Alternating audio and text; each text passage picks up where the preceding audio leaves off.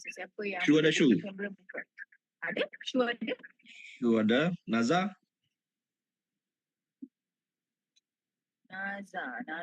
Naza belum. Abang Naza belum masuk tapi Nazatul masuk. Nazatul. Nazatul ada. Naza. Mr. Naza. Mr. Naza belum. Naza belum. Sekejap kita sekat dalam grup je.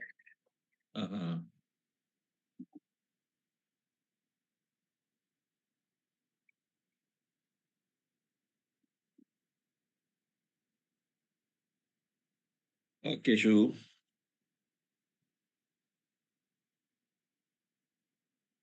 Zila kat mana malam ni? Zila tak on video.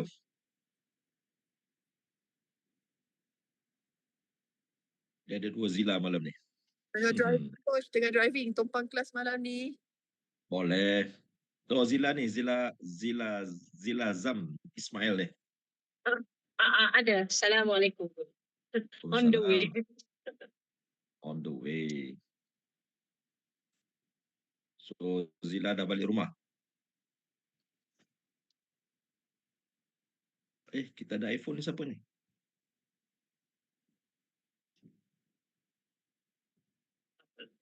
Samsihat. Syamimah Sad. Tak tahu macam mana nak tukar nama. Syamimah Syasha ya. Okey. Bismillahirrahmanirrahim. Assalamualaikum warahmatullahi wabarakatuh. Alhamdulillahirabbil alamin. Wassalatu wassalamu ala asyrafil anbiya'i wal mursalin. Sayyidina Maulana Muhammad wa ala alihi wa sahbihi ajma'in. Subhanaka la ilma lana illa ma 'allamtana innaka antal alimul hakim. La haula wala quwwata illa billahil aliyil azim. La haula wala quwwata illa billahil aliyil azim. La haula wala quwwata illa billahil aliyil azim. Jadi pada malam ini insya-Allah kita direzekikan untuk teruskan sesi kita dan kita ada 2 orang senior yang join sama ni. Jadi kalau yang lain belum tahu, itulah ada 2 orang senior ni daripada batch, daripada grup hari Rabu. Jadi Azila sama ni join kat sini. So kita ada, kalau Zila pertama kali masuk sini, dia ada Nur Syuhada, dia ada Shida kelas monitor. Pok ni orang veteran sini. Kita ada Abah tak ada malam ni. Jihan, Zila masih lagi driving on the way balik. Tak apa. Jadi rezekinya begitu. Kita tengoklah macam mana sekejap lagi apa yang boleh kita ni.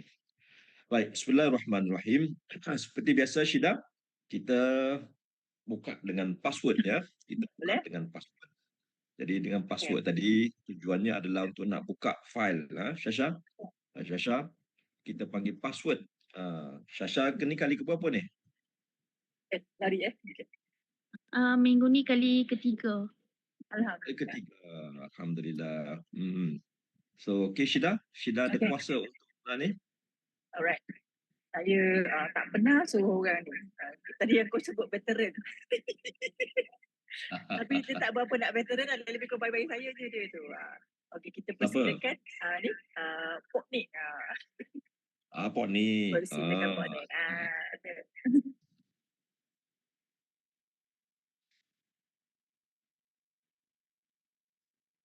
Bagus Pak Nik, silakan Pak Nik. Apa saja yang Pak Nik masih ingat, sebab saya cuba browse through dalam kita punya ni. Dekat mana ni cerita kita yang minggu lepas Okey Coach, last week kita belajar mengenai pasal Ma'rifatullah dan Coach ada petik daripada kitab Imam Ghazali yang Coach katakan awas, adakah kamu merasa takut bahawa kamu keluar dari dunia, daripada negeri dunia walhal kamu belum merasa iman cinta kepada Allah SWT. Lepas tu Coach ada petik juga mengenai pasal golongan arif billah, proses kerana Allah. Lepas tu Coach terangkan dengan detail mengenai makrifat. Maksud makrifat iaitu mengetahui mengenal Allah. Lepas tu Coach ending dengan 4 golongan yang mendapat nikmat syurga. Para nabi, as-sadiqin, lepas tu syuhada dengan solihin. Dan coach Baik. tekankan kita jadi aim for golongan soleh. Yalah. Bagus, bagus. Terima kasih Pak Nik. Recording Begitulah. in progress. Jadi bismillahirrahmanirrahim. Minggu lepas kita bicara mengenai ada tugasan juga. Kena ada tugasan. Jadi boleh masuk dalam chat macam mana tugasan. Kalau yang komplit tugasan masuk 10. Kalau yang belum buat kosong, kalau buatnya separuh-separuh, sekadarnya lah. Boleh nombor berapa pun, 4 ke 5 ke, sesuai tugasannya.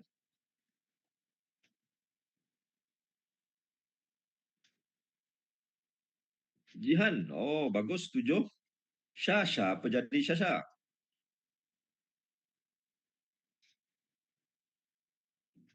Syida pun belum. Belum coach, minta maaf coach. Minggu ni has been hectic lah untuk Syida. InsyaAllah Syida akan buat. InsyaAllah. Onik 9, okey. Nazatu pun tak buat. Hai, macam mana ni? Jadi Noriha 7 sehingga ayat 30.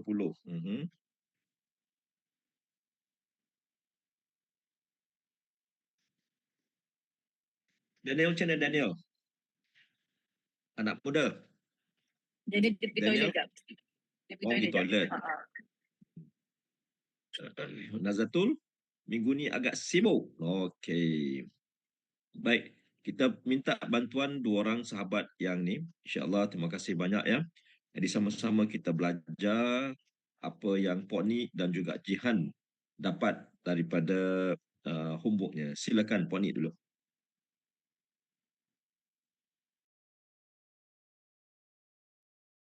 Okay, coach. Bismillahirrahmanirrahim. So, saya baca ayat Al-Quran tu dan juga saya cari maksud makna apa semua. So, saya dapat klasifikasikan terdapat 14 nama, coach. Bermula dengan Al-Fatih, Al-Khadir, Al-Aziz, Al-Hakim, Al-Ghani, Al-Hamid, Al-Aziz, Al-Ghafur, Al-Syakur, Al-Halim, Al-Qawi, Al-Razak, Al-Alim dan Alimul Ghaib. Okey. Dan juga coach, saya menggunakan buku yang ni coach, Tadabbur 30 ni coach. Saya dapat penghayatan hidayah yang saya dapat ada 2 coach. Iaitu yang pertamanya, janji Allah itu benar. Dan yang kedua, ya Allah, semua dosa ialah tanggungan sendiri. Baik. Itu yang saya dapat coach. Okey, bagus. Terima kasih Pak Nik. Kalau Jihan, apa yang Jihan boleh share? Silakan Jihan dulu. Baik coach. Alhamdulillah saya baru buat tadi pagi. Saya tengok surah ni. Surah Al-Fatih yang bermaksud pencipta. Yang mempunyai surah yang ke-35 ada 45 ayat. So Alhamdulillah saya dapat jumpa jugalah dalam tu nama-nama Allah. Antaranya Al-Alim, Basir, Al-Aziz, Al-Khabir, ada Al-Halim. Yang ada nama-nama yang saya tak jumpa sebelum ni lah dalam surah Yusuf. Macam ada Asyakur, Al-Qadir. Dan dalam surah ni ada ayat yang memang memberi kesan jugalah dekat saya kan. Tapi saya macam tak faham lagi maksud dia. Tapi saya baca banyak kali lah. Tentang rahmat Allah tu. Saya tak ingat surah nombor berapa kan. Tapi macam saya rasa macam besar ni rahmat Allah tu untuk kita. Macam dia pengampun, dia cipta kita dan dia ada cakap lah kat sini kan. Allah cipta kita. Macam kita kena ikut yang Allah susun kat sini, ada cakap pasal syaitan kan. Jika kita dengar macam dia bagi tahu lah kat sini suruhan Allah dengan ada cakap juga apa yang syaitan yang cakap jugalah kan dalam ni. So kita kena ikut suruhan Allah dan rahmat Allah ni luas dalam ni ayat tu. Saya tak ingat ayat berapa pun tapi saya 2-3 kali saya baca ayat tu. Maksud dia sangat deep lah. Nanti saya ingat saya share balik macam tu. Bila saya baca dia macam terpana dan macam tak tahu tapi saya tak faham lagi maksud dia dari apa. Cuma macam baca tu macam Masya Allah macam tu. Satu-satu. Okey. Itu yang baik, masa tu. Terima kasih banyak. And obviously bila kita buat maka ada manfaat. Bila kita buat ada manfaatnya. Now bila kita dalam sesi macam ni, bukan sesi macam ni lah. Pertama sekali kita go back to the very reason we are here. Why we are kenapa kita ada di sini? Why we are here. Kalau Jihan, bila boleh sambung dulu, kenapa Jihan ada di sini? Macam Jihan berada kat sini, Jihan nak tambahkan ilmu mengenal Allah, ilmu tauhid, ilmu fardu ain yang mungkin Jihan tak tahu sebelum ni. So Jihan insyaAllah Baik. dapat info dalam kelas ni. Alhamdulillah. Nah, bismillahirrahmanirrahim. Saya selalu ulang-ulang tanya why we are here. So dia terkait dengan apa yang berlaku pada kita pada setiap minggu itu, dan walaupun kita ada kelas cuma ada sekali satu minggu, tapi daripada kita faham kenapa kita berada di sini, maka itu terkait dengan tugasan yang kita komit kepada tugasan. Right? Kepada tugasan. Jadi kalaulah kita kata tak sempat apa benda semua, it's all about planning. It's all about planning. Kenapa? Sebab seminggu kita ada berapa minit sebenarnya dalam satu minggu. How many thousand minutes we have in a week? Balon je. Masuk je satu number. Tiap-tiap orang. Teka je. Berapa minit kita ada satu minggu?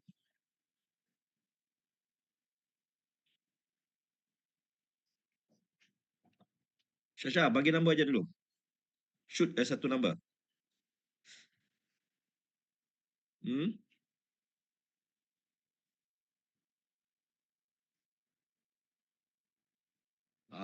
Bagus. Nureha, Shu, sama Pok Nik. Ingat setiap minggu kita ada 10,000. 10,000. 10,080. 10,000 to be exact. Macam yang Nureha tulis tu, setiap minggu kita ada 10,000 minit. So 10,000 minit ni Shu. 10,000 minit kalau kita tukar kepada 10,000 ringgit, setiap minggu ada 10,000 ringgit, best tak? Apa yang best?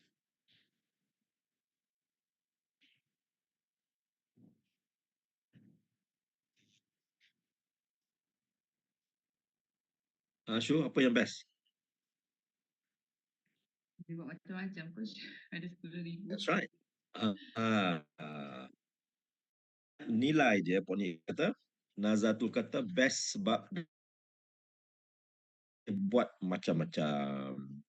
Dan semua ada modal. That's right. Sama ada kita sadar atau tidak, setiap daripada kita, setiap minggu dapat 10,000 ni. Tiap-tiap orang sama je, dapat 10,000. Tetapi beza di antara orang ke orang. Ada orang 10,000 tadi tu hangus. Hangus. Tak ada apa. Tapi ada orang 10,000 dia boleh beli aset yang luar biasa. Ada orang yang 10,000 tadi dia apa? Dia beli benda ngarut. Ada yang hangus, ada yang luar biasa dapat cari aset, ada yang dapat benda yang ngarut, ada yang mix. Ngarut pun ada, ni pun ada, semuanya ada. Apabila kita sedar, seandainya kita sadar 10,000 modal yang kita ada, agak-agaknya lah apa yang terbaik kita lakukan ya. Masuklah chat. Dengan 10,000 modal yang kita ada pada setiap minggu, seandainya kita menyadari hal tersebut, apa yang kita lakukan ya? Masuklah chat. What be the right thing to do?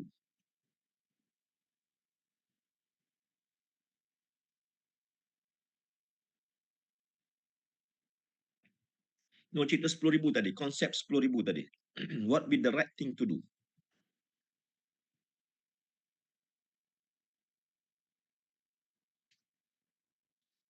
Kalau Syasha macam mana Syasha? Dapat 10,000 seminggu. What would you do?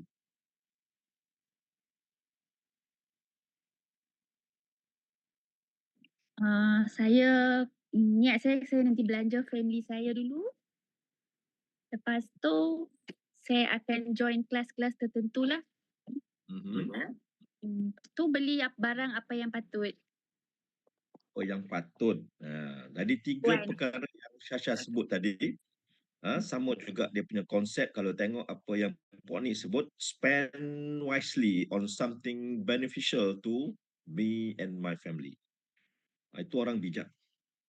Orang bijak.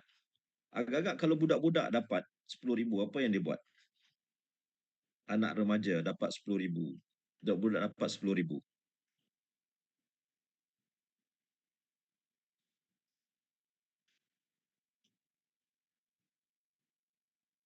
Okey, Syu sebut nak settle amanah, masuk kelas ilmu, sedekah. Ponik kata kalau budak-budak dapat 10,000, dia belanja tak tentu pasal. Dia shopping. Shopping apa benda? Mendi mendengarut. Kan? Jadi kita ada jawapan semua sini. Ponik kata spend wisely. Syasha kata belanja family. Itu benda yang bermanfaat. Sedekah. Gunakan untuk join ilmu. Syida spend kepada yang bermanfaat. Correct. Syu kelas ilmu sedekah. Right. Jadi itulah dia ceritanya. Bagaimana semua orang dapat masa yang sama. Jadi benda ni kalau kita translate kepada duit, lagi jelas kita nampak. Right? Kalau bab masa, mungkin kita tak nampak. Tapi kalau kita translate kepada duit, ada 10,000 kat mana nak belanja ni? The first thing kita kata, belanja tempat yang mesti dulu. Kemudian, good to have. Barulah nice to have. Kan? Kalau orang yang bijak, dia akan belanjakan duit tadi yang mesti dibelanjakan. Kalau kita ahli keluarga, Puan ni, kita selesai apa? Kita bayar loan rumah, bayar loan kereta, bayar yang wajib bayar dulu. Lepas selesai yang wajib, barulah kita kira untuk nak cari sesuatu yang kita suka, yang kita ni yang good to have lah. Dan seandainya ada balance lagi, barulah kita spend untuk nice to have. Kan? Nak beli branded ke apa ke semua ke, seandainya ada lebih. Tapi before that, ke mana kita settle? Settle yang sepatutnya. Saudara, same thing dengan masa kita ada ya teman-teman. Masa yang kita ada 10,000 minit setiap minggu itu, maka Islam telah menggariskan apa dia? Wajib di-spend masa di situ. Wajib spend masa kat situ. Apakah contoh wajib spend masa kat situ? Boleh masuk dalam chat. Apakah hal? Solat. Solat. Solat. Solat pula ada dua. Solat yang fardu, solat yang sunat. Dan solat yang hutang, satu lagi. Bayar hutang. Jadi masa, bila solat perlu kepada masa. So masa dah tetap setiap hari. Subuh berapa minit, zuhur berapa minit, asar berapa minit, maghrib berapa minit, isyak berapa minit. Kemudian tambah lagi dengan sunat-sunat-sunat. Jadi semuanya dalam bab solat kira-kira lah satu hari berapa minit habis. Agak-agaknya satu hari berapa spend masa untuk solat.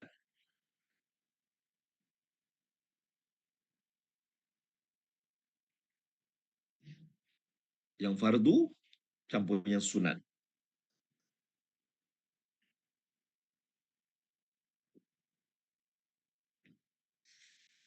Very good. Jadi kita ada kategori dia. Ada kategori yang personal, ada kategori yang masa spend untuk identiti kita sebagai seorang mukmin. Ya. Jadi untuk atas dasar personal kita sebagai seorang manusia, perlu masa untuk tidur, perlu masa untuk exercise, perlu masa untuk makan, perlu masa untuk siapkan diri semua tu, kan, yang wajib semua tu. Dan itu dipanggil apa? The must do. Termasuk pada must do ni dua kategori besar. Satu to ourselves, another is to Allah Subhanahu Wa Taala. Jadi di sinilah yang menjadi kekurangannya. Kita dengan senang, dengan mudah spend masa yang kita rasa untuk diri kita. Untuk diri kita. Contohnya apa? Buang air. Pergi toilet.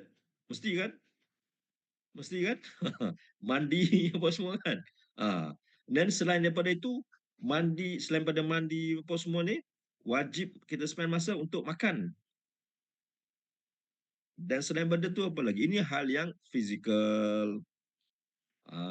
Pertanyaannya, berapa banyak yang kita spend masa untuk rohani kita makan?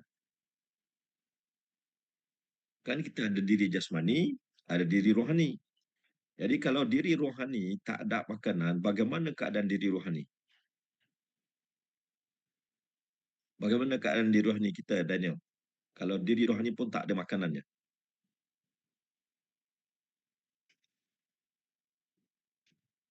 Lapar. Diri jasmani ada lapar, haus dan dahaga. Begitu jugalah dengan diri rohani, lapar, haus dan dahaga. Terus Syu dah sebut, jadi serabut. Jadi serabut. Now, teman-teman sekalian, bagaimanakah ataupun solusinya supaya diri rohani tadi ada makanan, ada minuman?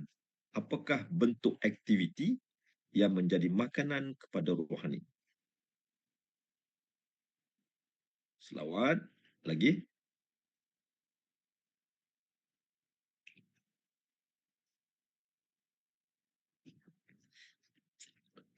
Nazatul pandai.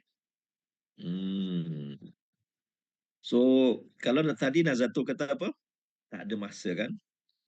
Saya cakap apa? It's all about planning. Provided kita ada kesadaran. Kalau kita sadar yang rohani kita perlu kepada Quran, maka kita akan plan. Setuju tak, Nada? Ada kesadaran.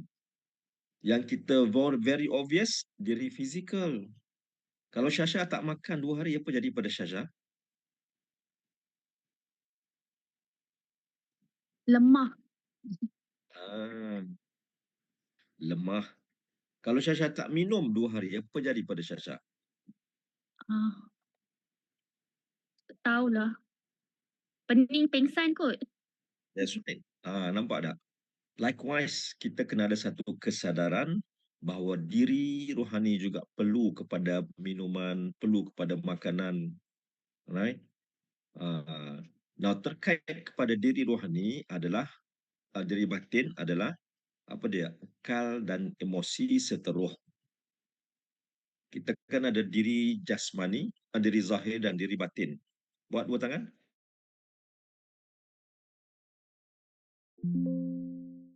Diri zahir dengan diri batin, dia satu. Kan? Diri zahir tak boleh sendiri. Diri batin tak boleh sendiri. Diri zahir dan batin mesti bersama. Diri zahir, apakah elemennya? Segala organ-organ yang ada. Otaknya, paru-parunya, buah pinggangnya, kan? Semua tu diri zahir kita. Ada tulang, ada daging semua. Nah, diri zahir tadi, dia tak boleh exist alone. Dia kena ada dia punya diri batin, hardware and software. Kalau komputer, kan? Hardware and software. Now, orang yang cemerlang, balance. Yang zahirnya, yang batinnya. Balancing di antara yang zahir dengan yang batin. Kalau diri batinnya cuma nak seronok je, tak hirau makan, apa jadi pada dia, Jihan? Jihan, cerita je nak seronok je, nyanyi je, makan tak tahu mana, mandi tak tahu mana, apa jadi borang ni? Kita kata apa? Lara. Orang gila lah tu. Betul tak? Apa ni? Kan? Nyanyi je kerja dia. Makan tak tahu mana, mandi tak tahu mana, apa semua. Nyanyi je kerja dia. Nyanyi-nyanyi untuk mana? Untuk seronok dekat mana? Nak seronokkan emosi dia. Tak normal dah tu. Supaya juga kalau dia asyik makan je kerja dia. Fizikal ni. Yang fizikal je. Makan durian pagi, makan durian, makan apa semua. Sekarang musim durian, dia balun je durian banyak-banyak. Apa jadi pada dia ni? Kalau saya kot, Panas. Ah, okay. Apa pun yang saya nak cerita sebenarnya? Going all over the places. Apa benda yang dapat pick up, Syasha?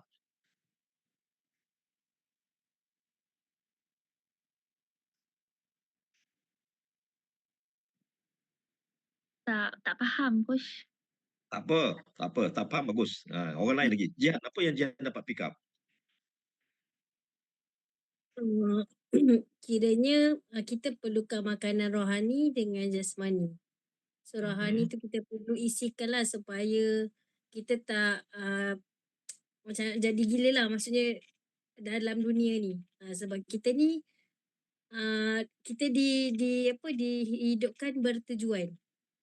Baik. Hmm. Ni Zila sebut tak boleh buat satu ibadah saja, kena pelbagai seimbang. Okey. Puan Ni kata pengagihan masa, planning your daily life. Shu kata manfaatkan masa dengan ilmu buat ibadah. Tak boleh just all that. Puan Ni work life balance. Very good. Now, ingat sekali lagi. In 24 hours, there are many things that we must deliver. Ada pelbagai.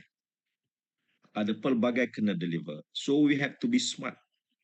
Apa yang mesti dilakukan. Apa yang bagus dilakukan. Apa yang boleh saya lakukan.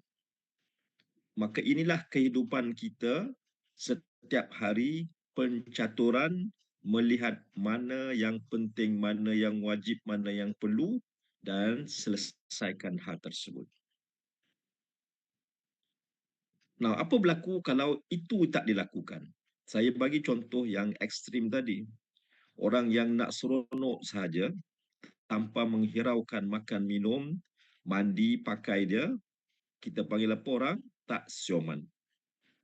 Betul tak? Orang tak sioman. Apa berlaku kepada orang yang dalam keadaan sedih yang melampau? Makan tak selera, kan? Hidup tak tahu ke mana, semua berkawan pun tak mau. Pasal apa? Emosi dia affected. Nah, diri kita ni bukan saja ada emosi, diri kita ni ada akal, ada mind, the minds, ada the emotion part, ada the spiritual part of us, ada the physical part of us. Berapa ada? Physical, mental, emotional, spiritual. Sekali lagi ada apa, Daniel? Physical, mental, emotional, spiritual. Correct. Empat ini goes together. Balancing all the time. Balancing all the time. Itulah perencaturan hidup kita setiap hari. Puan Ni cakap apa? Saya kategorikan daily life saya kepada urusan Allah, urusan anak dan family, urusan kerja, urusan diri sendiri. Itu antaranya. Now, bab tugasan dengan Al-Quran. Nampak tugasan sebenarnya. Kita panggil tugasan. Tapi bila kita buat benda tu, sebenarnya di area mana? Di area mana yang kita sentuh? Bila kita buat tugasan Quran.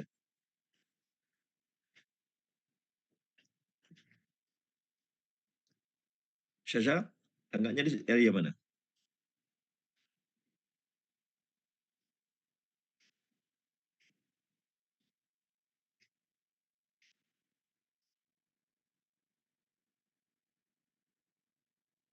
Jihan kata spiritual rohani. Syu kata spiritual. Syasha kata hati. Noriha kata spiritual. Puan Ni?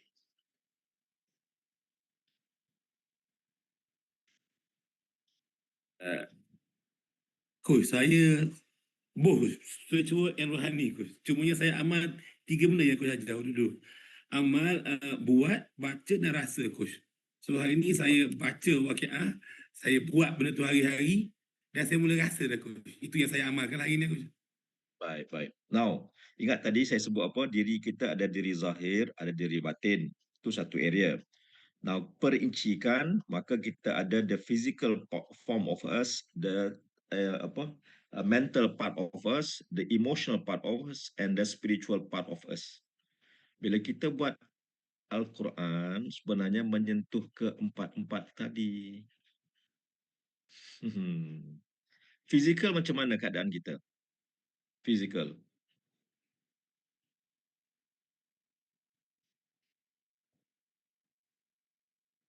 Shu, macam mana keadaan fizikal kita bila kita buat Al-Quran tadi tu?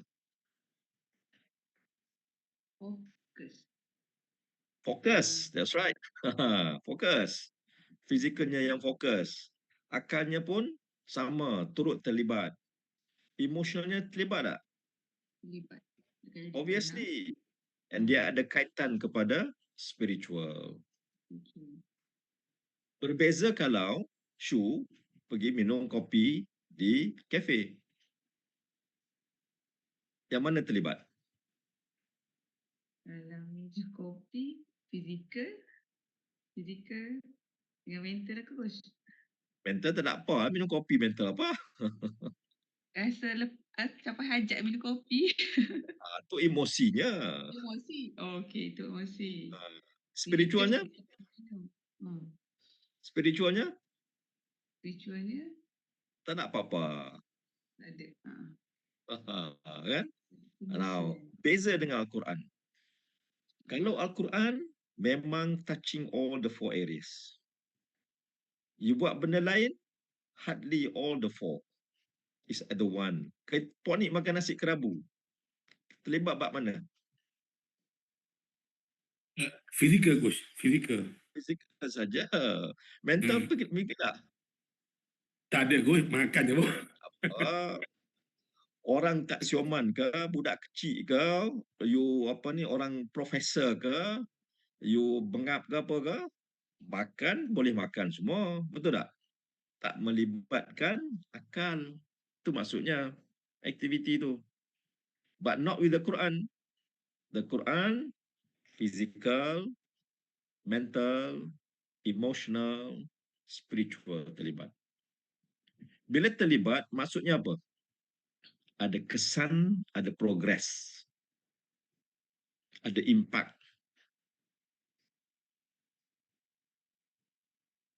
Kalau kita makan nasi kan, hanya 1 atau 2 part yang terlibat. Emotional, you are happy. Physically, you dapat the reward. Spiritual, tak ada. Thinking, tak ada. Okay, Shu pergi main netball. Shu main apa? Netball ke? volleyball. Volleyball. Bagaimana yang terlibat? Fizikal dengan mental. Emotional? Emotional mungkin ada sikit. Nak Ada menang. sikit. Ada sikit-sikit. Lebih kepada physical and mental. Syasha pergi jogging tak?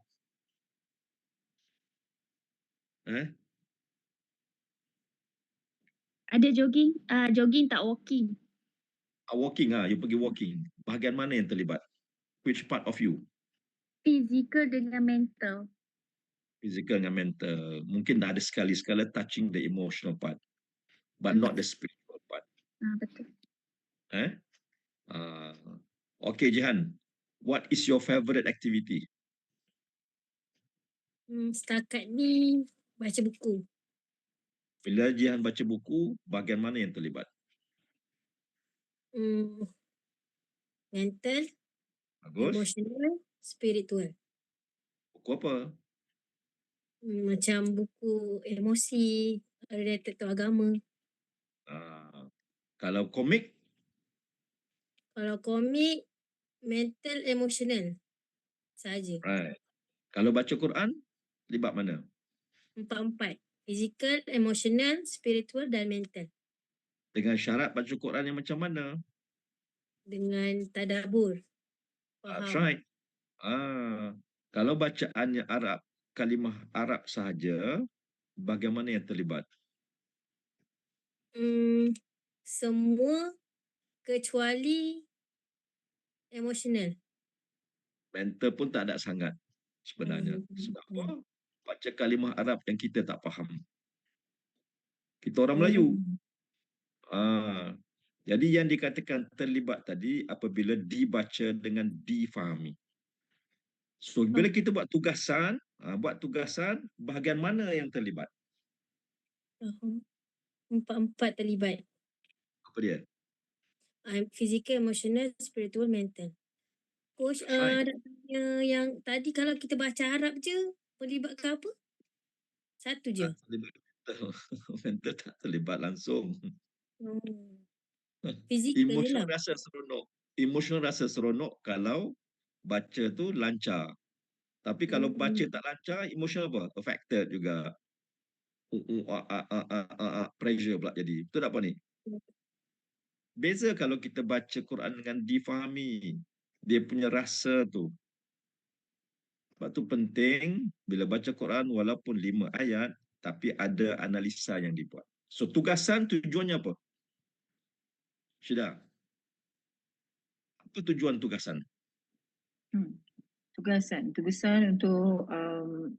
untuk mental kita and align to our emotional dan deepenkan lagi kita punya spiritual. Bagus tak? Bagus ke sangat bagus? Sangat bagus sebab dia align, dia vertical. Ya. Jadi dia kalau kan benda sangat bagus kita tak buat, sebenarnya Ya. apa tu? Sebenarnya kita dismisskan benda tu lah sendiri maksudnya. Maksudnya sebenarnya dalam setiap, macam tadi coach kata, dalam seminggu kita ada banyak minit-minit yang Allah berikan.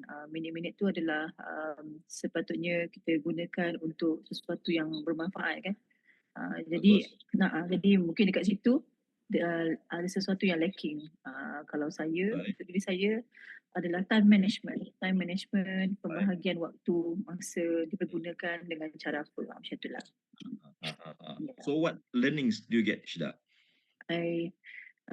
Saya seharusnya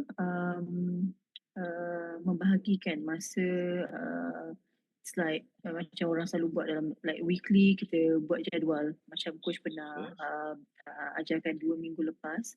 Coach ada kata menu yang kita nak, menu for our makanan rohani. Pagi kita makan apa kan, tengah hari makan apa, what's for dinner, macam tu. So itu akan jadi kita punya macam as a reference lah for us to follow. Macam tu. Okey, beza di antara kita dapat buat dengan tak buatnya terletak dekat mana? Dekat emotional kot.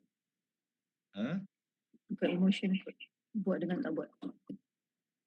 Dekat mentalnya dulu. Oh, mental. Okay. Mentalnya apa? The mindset. The mindset. If our mindset, this is important. So what kita buat? Apa yang berlaku pada kita? We give a priority. Dan betul tak, Syasha?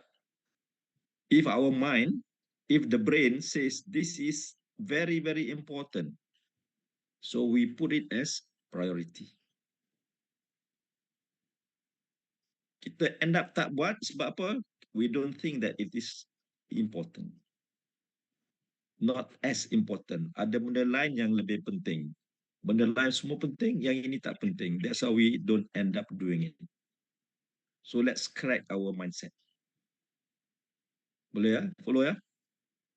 Let's get the right mindset. Don't dismiss but fix it. Saya baru dengar tadi, coach. Right? The mindset. It's always the mindset first. Boleh follow ya? If our mindset is right, then it gets done. It doesn't get done because wrong mindset. Who has the power to decide what kind of mindset we must have? Siapa yang ada? Ya, that's right. Kita sahaja yang semata-mata ada satu power untuk nak menyatakan ini penting. Dan di sinilah teman-teman yang membawa kita kepada manusia itu disadarkan dengan dosa dan pahala.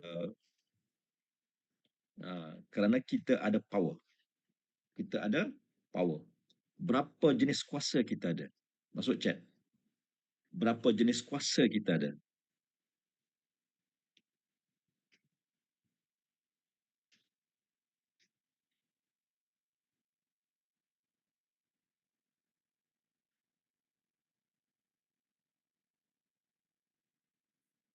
Berapa jenis kuasa kita ada?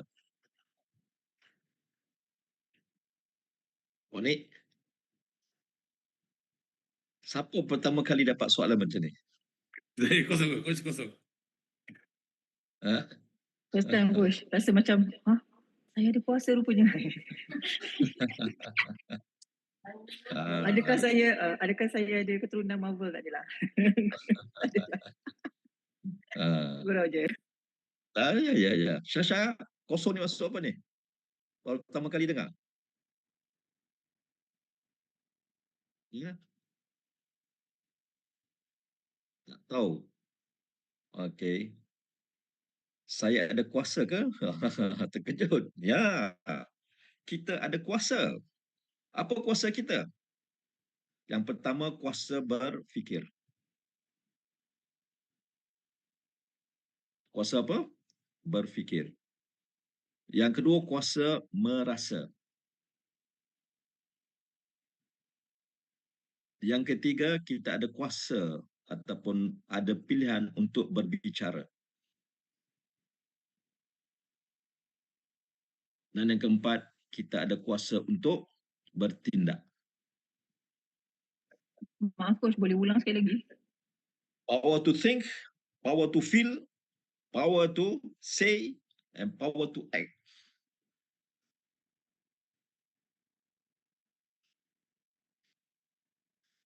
Daniel? Mana Daniel? Ya, coach, saya nak bertukar device. Okey. Nampak Daniel letak gambar dia je. Tak nampak Daniel lagi malam ni. So Syida, bagus tak kuasa memilih? Memilih tadi di mana? Memilih tadi tu dekat pemikiran lah. That's right. Pilih untuk fikir apa, pilih untuk merasa apa, pilih untuk cakap apa, pilih untuk buat apa. Generally, kita ada kuasa memilih.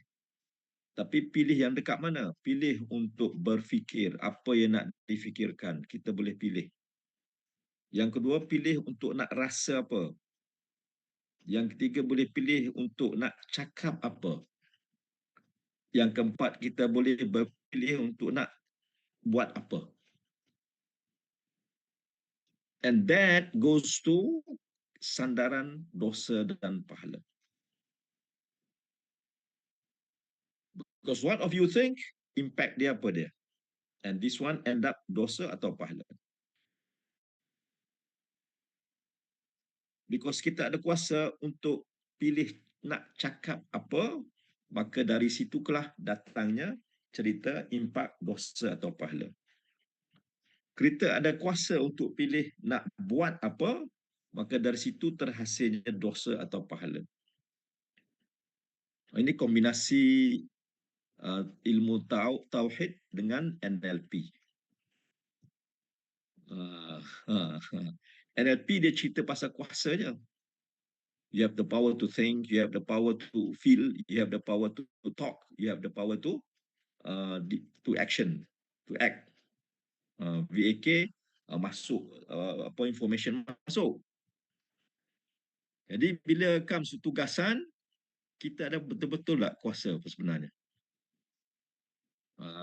Kuasa pilih mikir, nak buat tak mau buat, fikir dulu. Dan kuasa apa lagi? Kuasa untuk nak merasai keseronokan buat dia atau tidak. Right? And then obviously kuasa untuk nak melaksanakannya atau tidak. Jadi bila tak dibuat, di manakah dia punya punca? Bermula di mana? It's about putting on the right thing and the right place. Boleh follow ya? So message apa yang Daniel dapat?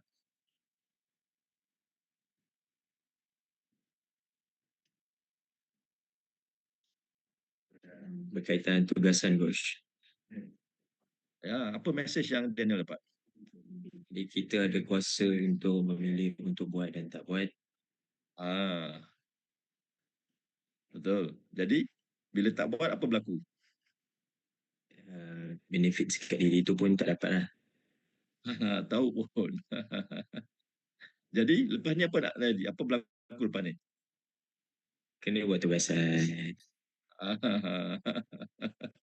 Right. Tak apa We have coach, to lepas ni follow. coach tak apa coach, lepas ni sebab anak-anak saya kan ramai dalam ni kan, jadi nanti mak dia kena role model coach. Mak kena become role model. Jadi kena jemaah buat sekarang anak-anak. Macam tu.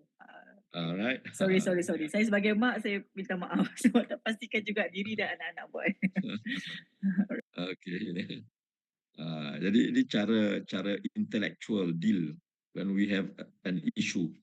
Intellectually deal macam ni. Goes. Nazar faham tak Nazar? Nazatul? Apa yang Nazar faham? Yang kita semua ni ada 4 jenis kuasa, iaitu kuasa untuk memilih cara kita nak berfikir, berbicara, merasa dan bertindak. So macam saya yang tak buat assignment sebelum ni, kira macam kira saya lah rugi sebab saya boleh bertindak tapi saya memilih untuk tidak bertindak. That's right. Okay, tak apa dah tu Daniel dah senyum tu okey dah tu. Okay, interesting here. Shida, apa tu? Shida pula. Tadi siapa? Noriha. Assalamualaikum coach. Maaf tak dapat buka kamera. Noriha tulis sini makhluk tak ada kuasa.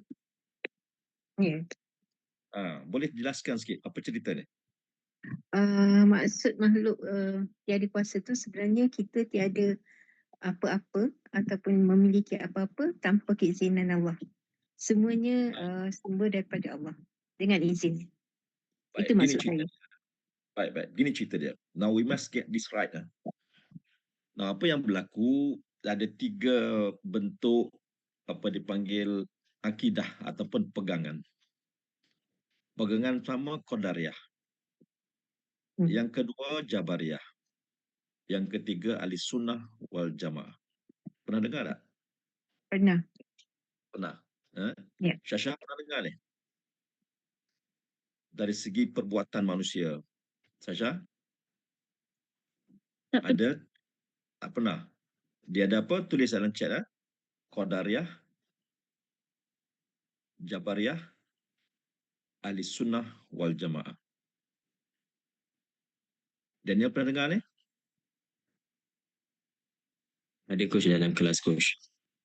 Tapi boleh faham tak? Boleh tahu tak cerita apa benda ni? Tak dapat lagi tapi boleh teruskan coach. Okey, tak apa. Kita sama-sama.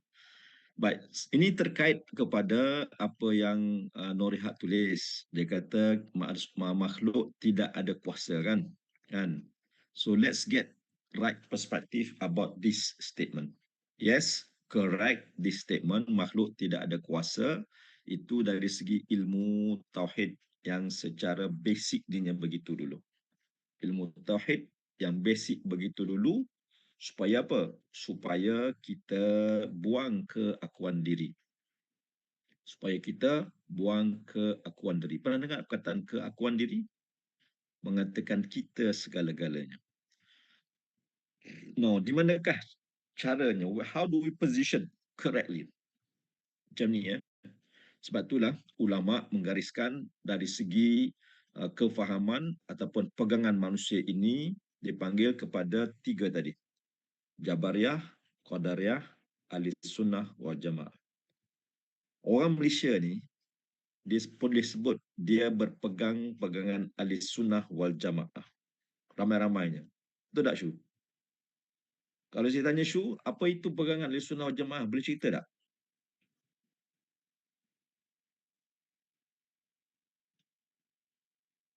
setakat yang Syu dah faham, apa dia Syu?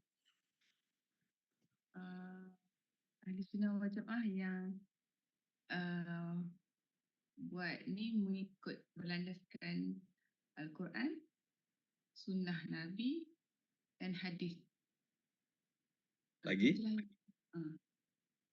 Itu adalah sebahagian jawapannya lah. Okay. Now, semua kita kalau tak belajar, maka kita berpegang pada pegangan qadariyah. Semua kita kebanyakannya by default, sama ada kita sadar atau tidak, kita akan berpegang kepada pegangan fahaman qadariyah. Apa maksud qadariyah? Kudrat kita. Aku yang masak nasi, aku yang belajar, aku yang lukis, aku yang basuh, aku yang bawa kereta, segala-galanya aku. Tidak ada kaitan dengan ketuhanan. Right? Aku. Semua aku. Aku basuh baju, aku mandi, aku ini. Kan kita selalu cakap, betul tak? Aku pergi sana, aku nak makan ni ya. Aku nak tu lah, aku nak ni, aku ni. Semua kan? Aku tadi mengatakan kita yang buat segala-galanya, maka itu fahaman qadariyah. Right. Kalau kita pegang dengan qadariyah tadi, apa sebenarnya berlaku kepada kita?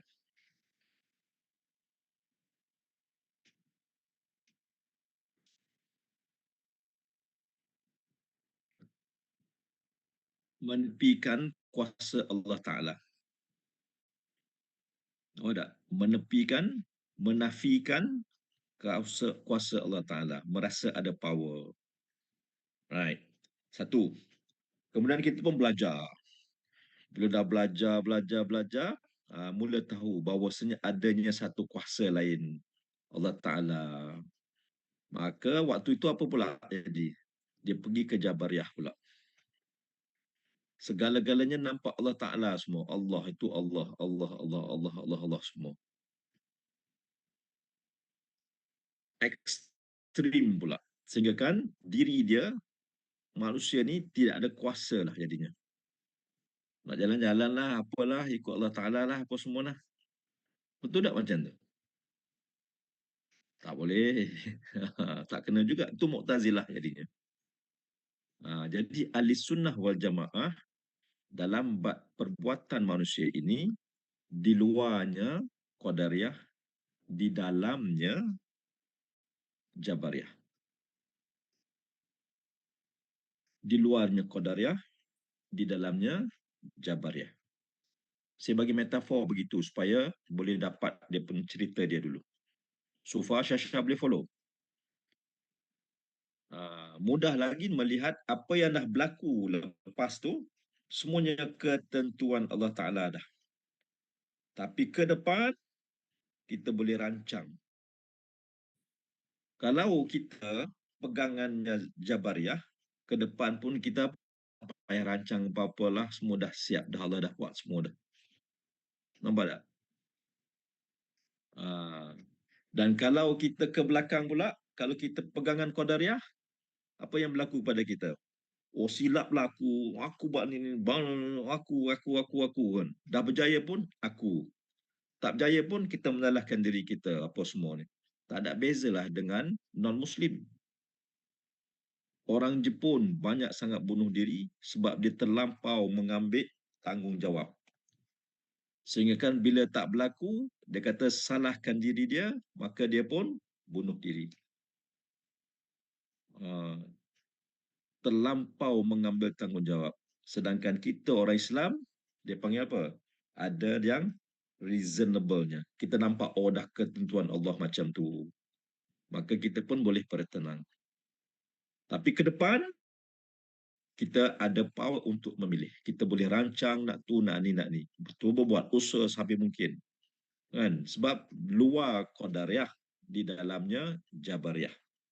Apa maksud dalam Jabariyah? Akhirnya kita tahu bahawa segala-galanya yang sepatutnya adalah doa dulu. Usaha, ikhtiar, tawakal. Kan ada orang buat formula dia, duit, doa, usaha, ikhtiar, tawakal.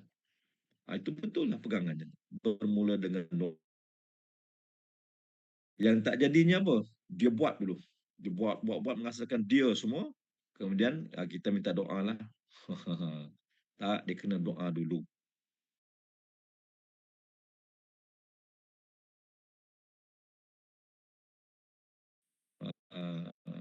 Boleh follow? Daniel okey ke? Is it okay for you to accept? I dah cerita pelan-pelan. Yes. Sebab Jadi, coach pernah cerita and then benda tu flow balik. Bagus. Syida nak tanya? Ya, silakan Syida. Okay, bismillah. Coach, saya nak tanya. Baru-baru ni saya ada belajar dalam satu kelas. Lepas tu dia ada sebut tentang takdir dan qadar Allah kan, qadar Allah. Jadi saya tak berapa faham cara diterangkan tu kan. Dan saya tak boleh rasa. So beza takdir dan qadar Allah. Macam tu. Qadarullah, qadar Allah Ta'ala. Kudratnya, kuasanya. Ke apa bentuknya sebenarnya? Syida?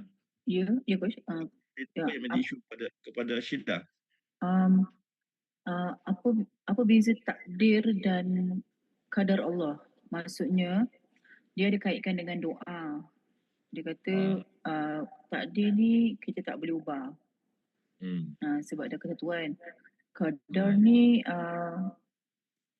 itulah saya start kat situ. Saya tak boleh nak betul-betul faham dia. Baik. Pertama sekali kena faham frame. Frame dalam bab pengajian ilmu ni dia ada kena faham seumpama apa? Sekolah tadika, sekolah rendah, sekolah menengah dan di universiti. Baik. Tadika, apa yang kita buat? Belajar mengenal huruf dulu. A, B, C. 1, 2, 3, belajar menulis. Masuk sekolah rendah, kita mula expand sikit lagi. Daripada tulisan tadi menjadi ayat, menjadi perkataan. Maka kita pun boleh membaca. Dan pergi ke sekolah menengah, membaca di sebaliknya, mendapat tulisan kalimah-kalimah, dapat ilmu. Kemudian bila kita di sekolah menengah, ilmu tadi dibahaskan. Yang masih lagi bersumber kepada ABC kan, tulisannya. Sekali lagi, faham struktur frame dalam bab ilmu. Pertama sekali, yang mudah nak tengok bagaimana di tadika, berbeza daripada di sekolah rendah, beza sekolah menengah, beza di peringkat universiti. Apa berlaku di tadika? Tadika mengenal huruf dulu. 1, 2, 3. Bila masuk sekolah rendah, huruf-huruf tadi dicantumkan menjadi perkataan dan perkataan bila kita besar sikit lagi menjadi ayat. Boleh membacalah kita. Kemudian pergi ke sekolah menengah. Apa yang dibuat? Membaca dah lancar, tapi kita mengambil isi di sebalik yang pembacaannya. Adakah yang disebut oleh ayat itu ada? Tak ada. Di manakah adanya? Di dalam kefahaman. Beza tak sekolah menengah dengan sekolah rendah? Sudah ada advance-nya. And then bila naik ke sekolah lebih tinggi, ke universiti, dibahaskan ilmu tadi. Melihat aspek baik buruknya, aplikasinya, all the advance thing. So sama juga dalam bab kita mengaji, dalam bab sini pun, dalam bab keakuan diri ni. Pada peringkat rendah, kita cakap apa? Semua kita kena buat, kan? Kena buat nampak diri kita saja. Okey, kena buat tu, kena buat ni, kena buat ni, kena buat ni, kena buat ni. Umpama sekolah tadika dan sekolah rendah. Tapi bila kita belajar sikit lagi, kita dah nampak apa dia? Kita buat ini kerana dah ditertulis. Itu yang terbuat. Sedangkan sewaktu kita kecil, sekolah rendah dulu, kita nampak kita yang buat. Tapi tak bolehlah duduk situ lama-lama. Bila naik atas lagi, Dia belajar apa? Oh, buat ni kenapa ni? Sebab dah tertulis di Lauhul Mahfuz, maka terjadilah ianya sekarang. Right. Kemudian yang dibuat tadi tu apa sebenarnya? Ketentuan Allah untuk apa? Di manakah perannya manusia? Di manakah perannya Allah Ta'ala? Nampak? So, kita bicara di level mana tu? Itu kena tahu. Flow dia tu. Kalau dia tak boleh confuse, jumble up, pening jadi. Kita bercakap di level mana tu? Contoh, bila kita dalam pengajian pada peringkat yang dah agak tingginya, maka dia buang keakuan diri, everything is nampak Allah Ta'ala dah. Ini level yang tinggi lah. Kan? Apakah ini Jabariyah? Tidak Jabariyah waktu itu. Kalau di peringkat bawah, pegang macam tu Jabariyah. Tapi dapat kefahaman seperti itu, dia dah apa dah? Segala-galanya nampak Allah Ta'ala semuanya dah. So baik, balik kepada cerita Syida tadi. Kita kena faham pintu mana yang sedang dibincangkan. Kalau melihat dari aspek katalah ketentuan apa semua ni kan, itu basic asasnya begitu. Tapi yang kita boleh berdoa tu pun dah tertulis juga. Dan tadi pun bukan, ni belajar peringkat atas lagi, bukan kerana doa tu yang Allah kita dapat benda. Memang Allah Ta'ala dah siap nak bagi. Kau doa pun, doa ke tak doa, memang Allah Ta'ala bagi.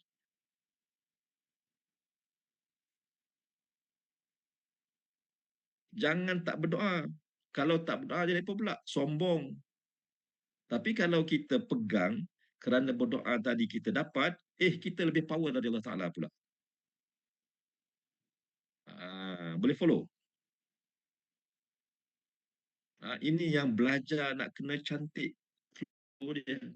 Kalau ambil separuh-separuh, ginilah sangkut.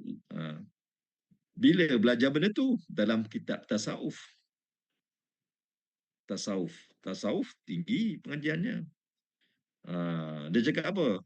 Dia kata, sama ada kau doa ke, kau tak doa ke, memang dah Allah siapkan nak bagi kat engkau. Tapi tetaplah berdoa. Sebab berdoa tu sebagai apa? Tanda seorang hamba yang lemah. Mengadu, meminta kepada dia. Tapi kalau tak belajar benda tu, apa kita kata? Aku doa, aku dapat. Nampak kita yang ada power pula. Allah jadi nombor 2 dengar cakap kita pula. Bila pula Allah dengar cakap kita ni? Kau ni boleh dapat. So tengok dekat level mana. Daniel boleh follow ke? Apa yang Daniel sedang fikirkan?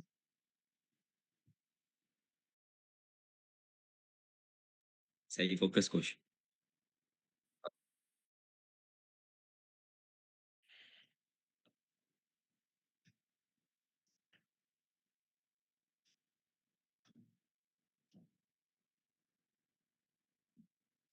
Jian, are you okay? Okey, Coach. Nak memahami. Setakat ni apa yang Jian dapat? Setakat ni yang saya faham tadi tentang Qadariyah, Jabariyah. Cuma Jabariyah tu saya tak berapa jelas sangat lah. Maksudnya Jabariyah tu kita berada dalam keadaan baik ke tak baik? Okey, Jabariyah. Pure Jabariyah.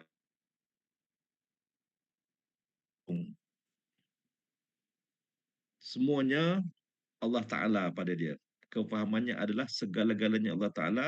Manusia ini ibarat apa? Ibarat bulu ayam, bulu yang diterbangkan angin.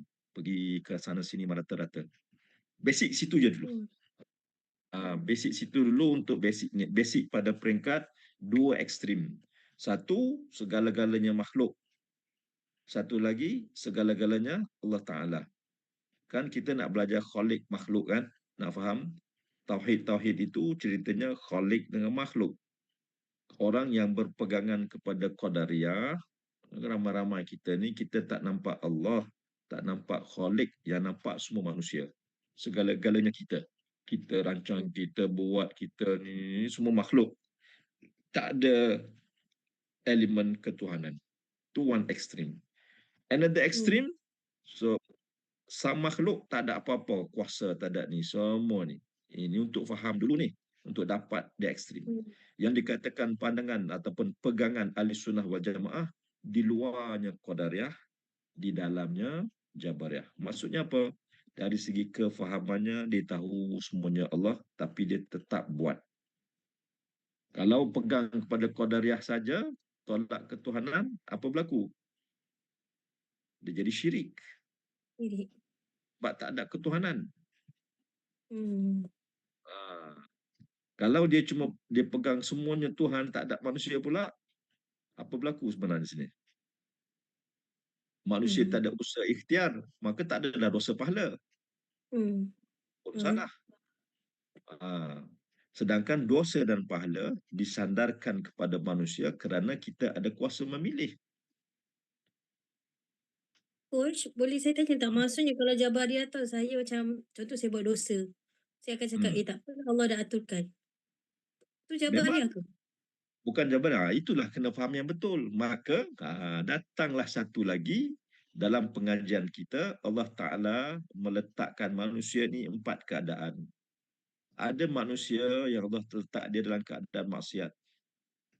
Allah yang punya kuasa yang memilih nak letak di mana. Ada manusia yang Allah letak dalam keadaan yang taat.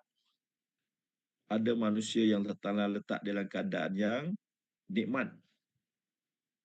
Ada manusia yang Allah Ta'ala letak dalam keadaan yang bala.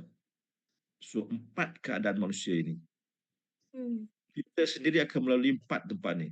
Ada waktu kita dalam maksiat, ada waktu kita dalam taat, ada waktu kita dalam bala, ada waktu kita dalam nikmat. Pertanyaannya, kalau tak ada ilmu, maka hanyut dah hancurlah. Kalau dia tahu dia dalam keadaan maksiat, dah macam mana? Allah Ta'ala aku dalam maksiat, buat maksiat teruslah. Kalau tak ada ilmu lah. Sedangkan sebenarnya bila kita tahu kita dalam maksiat, cepat-cepat keluar taubat, istighfar. Sebab terjatuhnya dalam maksiat itu pun atas pilihan Allah. Tapi Allah nak apa? Kau keluar dari maksiat tadi dan taubat. Sebab manusia tak lari daripada kesilapan. Okay, kalau dia dalam keadaan taat, kalau tak belajar dengan betul, dia kata apa? Oh, aku hebat, aku yang taat apa semua. Sedangkan dia boleh taat itu kerana kurniaan Allah. Kita boleh solat, kita boleh mengaji, kita boleh buat tu, boleh ni. Kita rasa kita semua buat, habis. Sebab apa? Yang kita boleh mengaji, yang kita boleh mengajar, kita boleh apa semua ni adalah kurniaan Allah. Maka disyukuri. Faham itu daripada Allah. Barulah buang sifat keakuan dirinya. Sorry coach, satu lagi. Contohnya kalau macam bila kita, kita solat.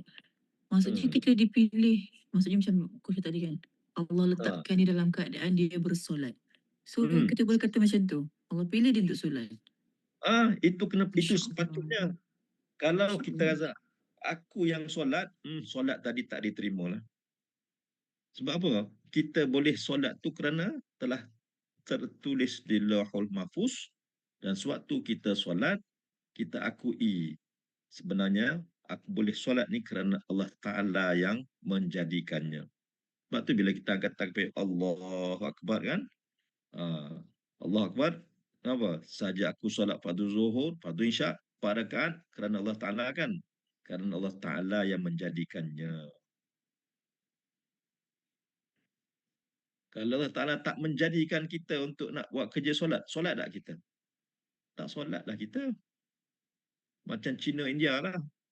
Semua tu non-Muslim lah. Yang kita boleh solat tu kerana apa? Allah Ta'ala dah siap tulis sebelum kita lahir lagi. Sekian-sekian masa jihan solat. Sekian ni solat.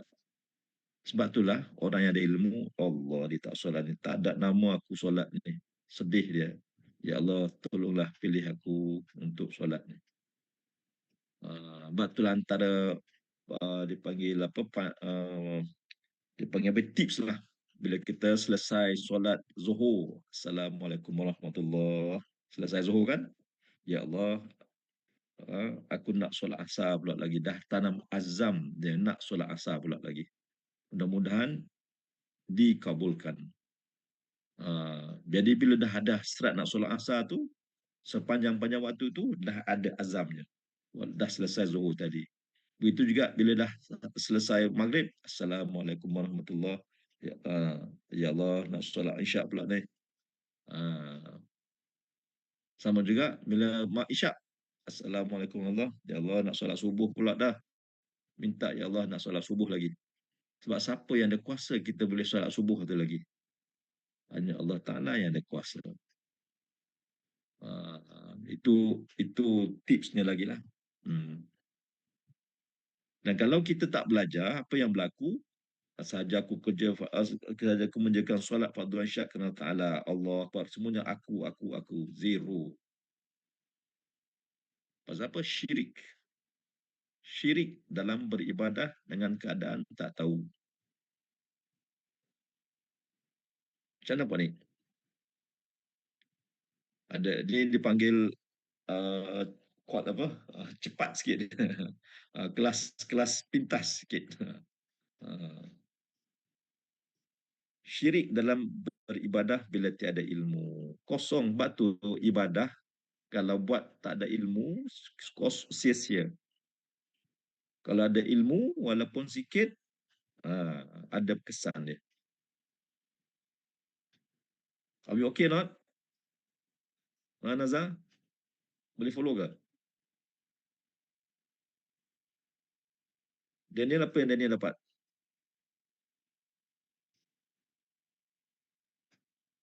Push. Echo. Okay. Saya punya fikiran dia tersangkut waktu coach share pasal doa. Okay. Tadi minta maaf kalau saya tersilap. Tadi pasal doa memang saya percaya semua, memang saya kefahaman saya memang faham. Semua atas apa yang terjadi adalah disebabkan kehendak Allah dan takdir semua itu dah ditentukan oleh Allah sama ada kita doa ataupun tidak. Betul? Betul. Jadi apa tujuan doa tu sebenarnya, Coach? Menyatakan kita ni hamba yang lemah.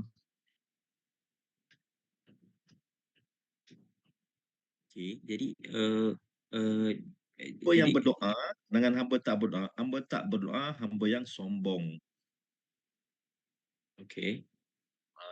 Tapi berbeza dengan orang alim. Yang alim tak berdoa sebab dia malu. Apa yang dia malu? Dia tahu Allah Ta'ala nak bagi macam-macam dekat dia. Tak payah minta lah. Macam tu pula dia punya. Adapun kita pada peringkat orang awam ini, peringkat bawah ini, kalau kita tak berdoa itu tandanya kita sombong. So keluar dari kesombongan dengan berdoa menyatakan yang kita ni lemah, perlu pada bantuan dia. Yang sememangnya Allah nak bagi sebenarnya. Yang dibimbanginya, yang tak mahunya adalah belajar, tak faham, apa dia? Kerana aku doa, maka aku dapat. Salah tu. Sebab kalau aku doa, kerana aku doa, aku dapat, who has the power? So, macam kita pula minta Allah bagi apa yang kita nak.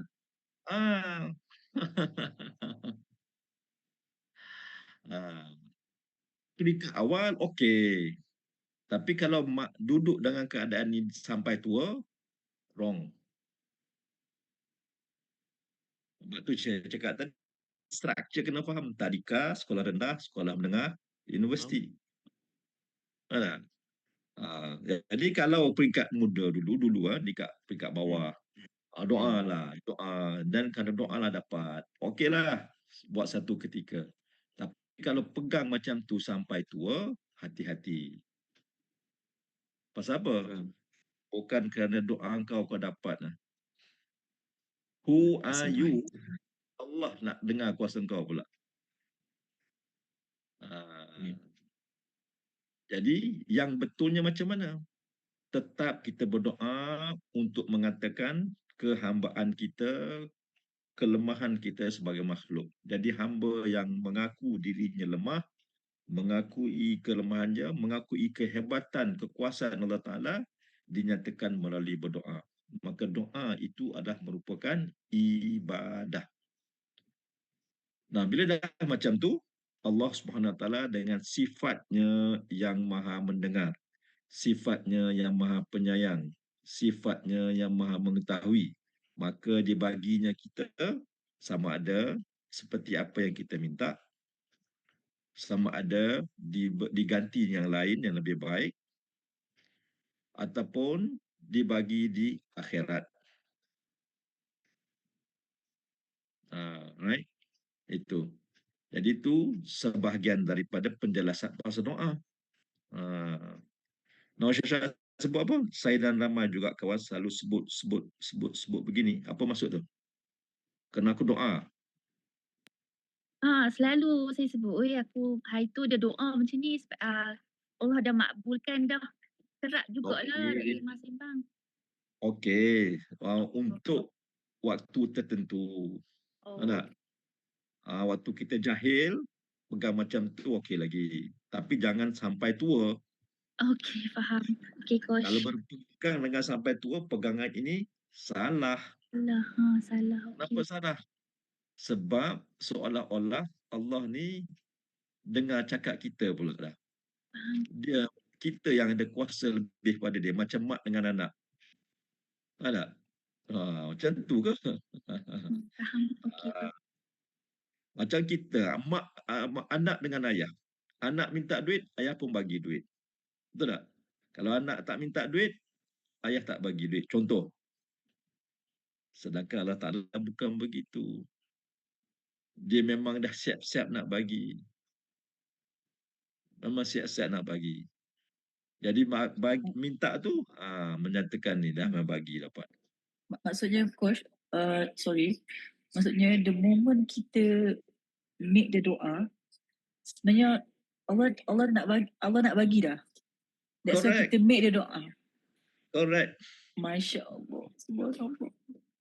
Bagus. Dan kalau kita tak belajar, kita kata apa? Kerana doa akulah Tuhan bagi tu. Oh, porah lah.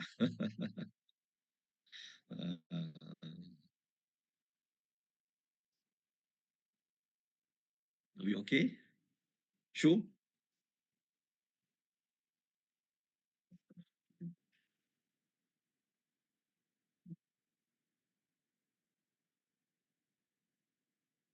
Apa komen Shu? Komen. Apa komen Shu? Baru tahu dah perbezaan di antara doa-doa ni kan. Dan Kena doa tak? Dalam kata-kata tu mungkin kita tak sedar kita di tahap yang mana. Kita berdoa kerana kita menyatakan kehambaan. Ini level atas lah ni. Kalau tidak, kita doa, kita seolah-olah kita lah penentunya. Yang menentukan nak tu, nak ni apa semua kan. Tiba-tiba dapat. Bila dapat, kita pun kata, kerana akulah minta benda ni, Allah Ta'ala bagi. Oh, lenyap dekat situ. Habis. Ngaji tak habis tu. Contoh soalan Coach, contoh jugalah. Ni antara apa yang sebab Shu bekerja dekat NGO, bantu orang susah kan.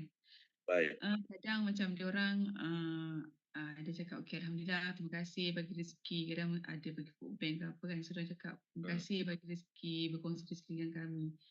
Dan kadang jawapan Shu dekat diorang, Alhamdulillah, Allah mendengar doa-doa di antara kalian. Ada doa-doa yang Allah angkat dan Allah hantar melalui makhluk untuk disampaikan.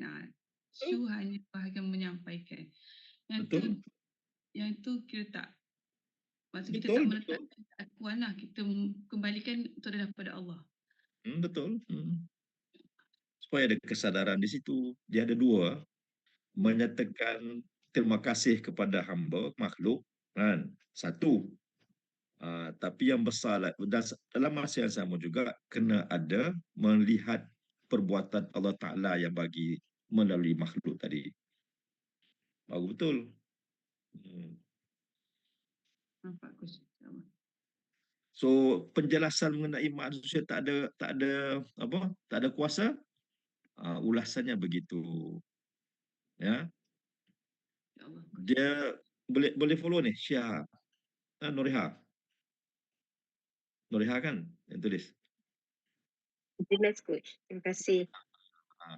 Jadi kalau kita mati-mati pegang yang manusia tak ada kuasa, kita tengok dekat mana kita cakap ni. Memang kalau peringkat ni, of course absolutely manusia tak ada kuasa. Tapi kena ingat yang kita ni, Allah Ta'ala, dia panggil apa? Tajallikan sifat tadi tu untuk kita faham sifat kuasa. Maka dari situ datanglah kita ada kuasa memilih. Milih apa? Milih untuk nak fikir, milih untuk nak merasai, milih untuk nak berbicara, memilih untuk nak buat. Sebab apa perlu faham ini? Sebab ada cerita dosa dan pahala yang terkait kepada kuasa memilih. Right? Yang terkait kepada kuasa memilih. Kuasa memilih kerana ada dosa pahala kan? Maka kuasa memilih ada dosa pahala tadi, di manakah yang menjadi referensnya? Ilmu. Ilmu. Bila ada ilmu, kita tahu duduk atas jalan yang benar, maka dapatlah pahalanya, pahalanya. Itulah kenapa masuk syurga bukan kerana pahala, tapi masuk syurga kerana rahmat Allah. Sedangkan dosa pahala tadi diletakkan untuk apa? Untuk peraturan perjalanan yang harmoni. Kalau tak ada dosa pahala atas dunia, macam mana berlaku dunia? Agaknya huru-hara lah. Traffic light, ada cerita, boleh pergi, tak boleh pergi, betul kan? Kau pergi juga, punishment. Kalau tak ada punishment, hancur dunia. Itu cara nak mengajarnya. Jadi kalau tak ada ni, berserabut, tiada sistem semua tu. Jadi ada dosa pahala supaya kita dalam keadaan yang harmoni. Takut Allah Ta'ala apa benda semua. Tapi adakah itu penentu syurga? Tak. Yang menentu syurga adalah kerana rahmat Allah Ta'ala. So tugas kita mencari apakah yang mendapat rahmat untuk kita. Yang terkait dengan pahala pula. Barulah hidupnya aman, semua sistemnya cantik, apa benda semua. So beautiful. Everything connected in a proper, nice way. Wow, plan lain jadi ceritanya. Tak apa, itulah dia punya apa Perancis. Saya prepare lain. Tapi sebab ada keluar benda ni, Zila tulis hamba yang berhajat si fakir, berhajat kepada yang maha kaya. Nuriha kata berdoa untuk membina hakul yakin dan kepada kekuasaan Allah. Ya, alright. So, balik kepada tugasan. Apa kita punya keputusan tugas? Surah Fatir, apa tugasan kita, Pak Nik? Tugasan kita Gus mencari Asma'ul Husna di dalam surah Fatir. Bagus. Nama mana yang paling banyak?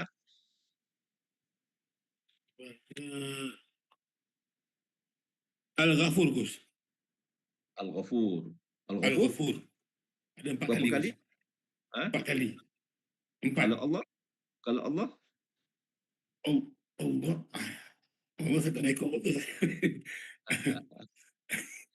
Cari nama Allah. Nama Allah saya tak naik nama Allah. That's right. Jadi yang dah buat tertinggal nama Allah, kena redo, tengok berapa banyak nama Allah dalam surah Fatir. Okey. Baik teman-teman sekalian, dalam Al-Quran telah dibuat kajian ada satu kalimah yang berulang-ulang paling banyak. Agaknya kalimah apa?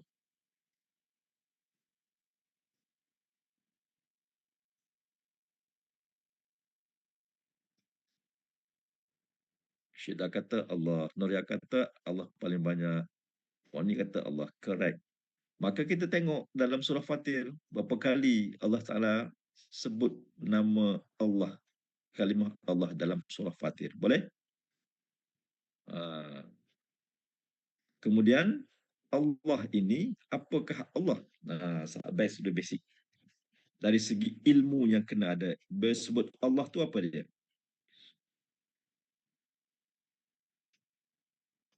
Kata lain kepada definisi Allah tu apa dia?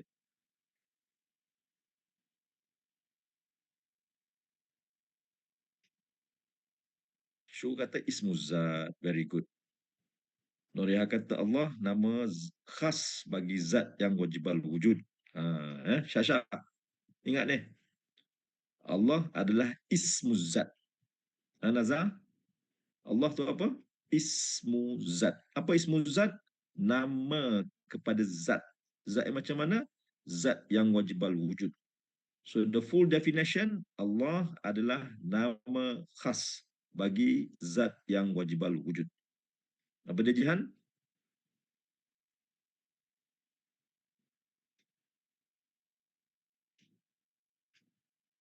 Allah ismu zat, nama khas bagi zat yang wajibal wujud. Okay, very good.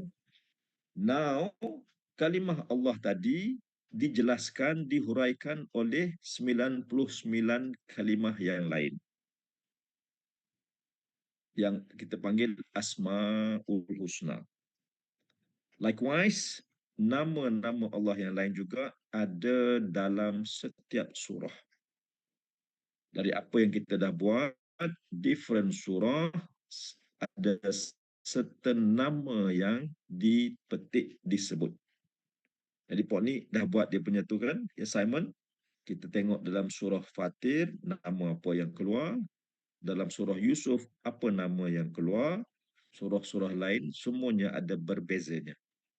Dan patternnya juga beza-beza. Ada yang 2 kali nama ni, ada yang banyak nama ni, nama lain kurang, ada yang satu-satu, banyak pattern kita akan jumpa nanti. Semua ini untuk apa? Untuk apa buat benda ni? Agak-agaknya. Untuk apa buat benda macam ni? Dicari macam tu.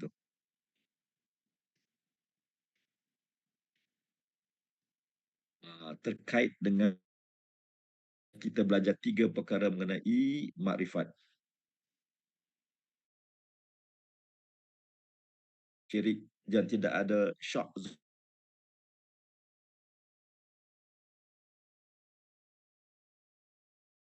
dalam Al-Quran dan dalil akal kita.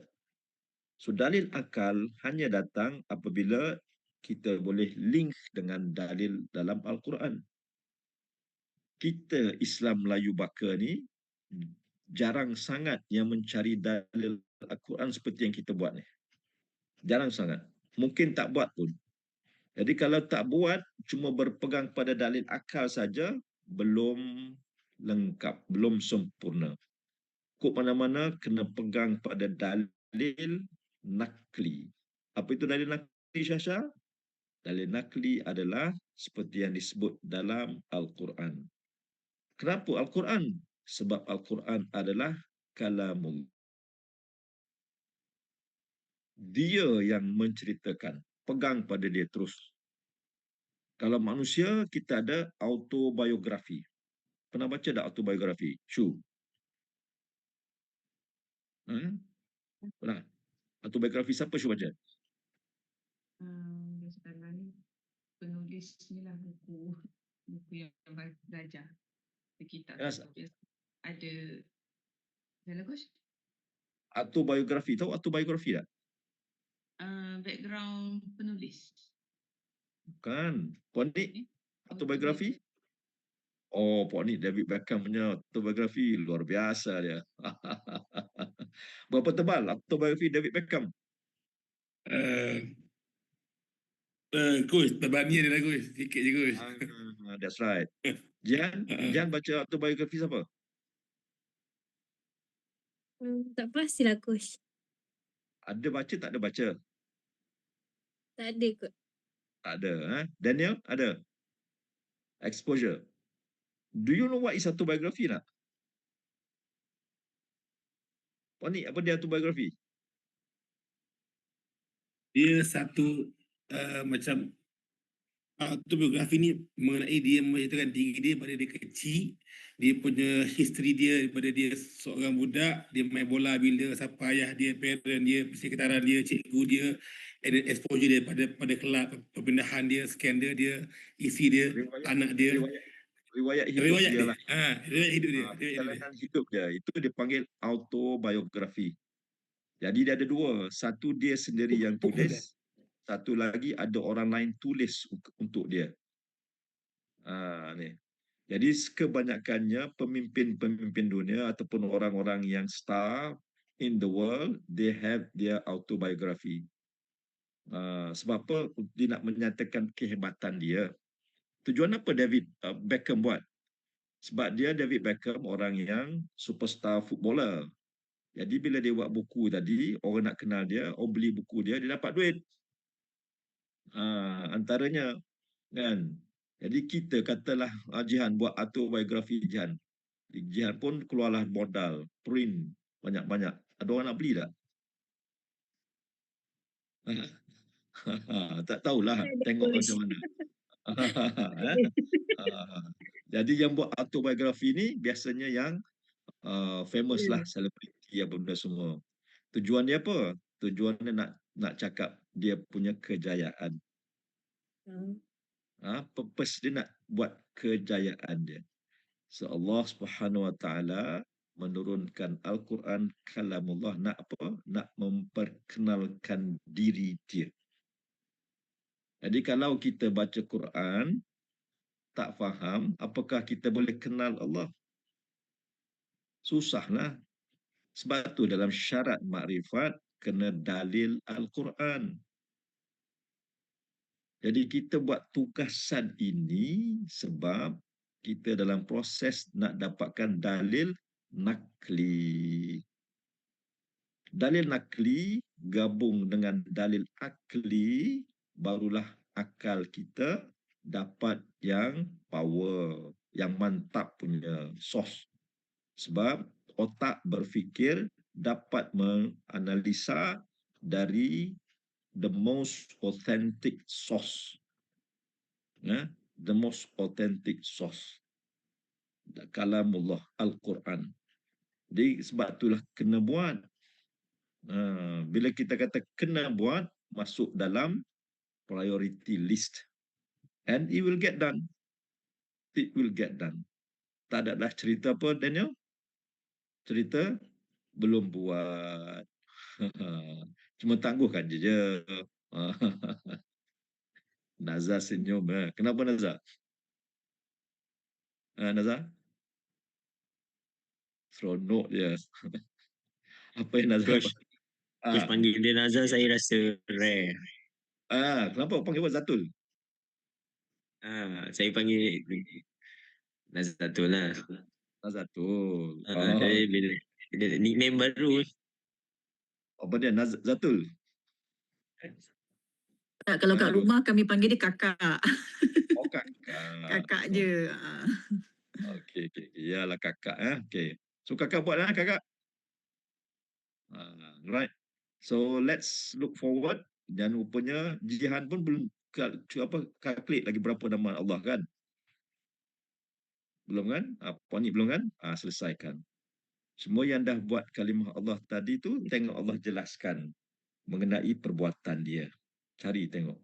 Berapa banyak cerita ni perbuatan dia. Tapi kita sambung. Yes. Yang tu maksudnya cari macam ada sebut Allah ke macam mana maksudnya yang?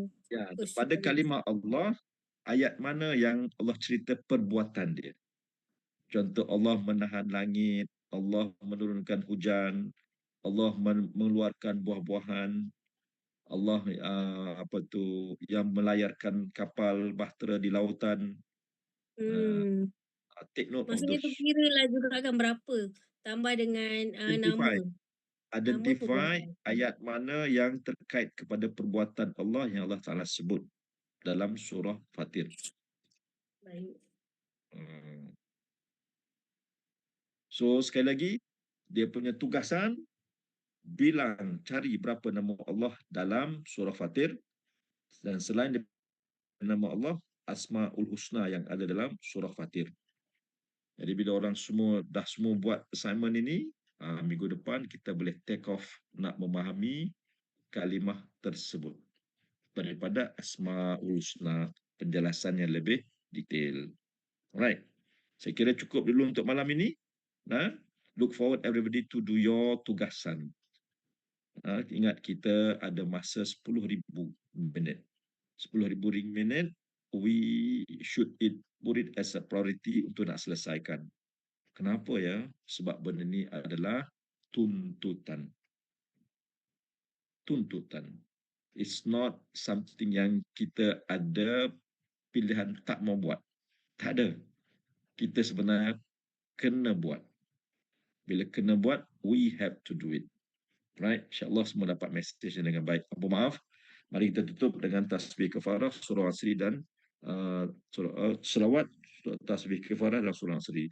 Sallallahu Rabbuna ala nuril mubin Ahmad al-Mustafa Sayyid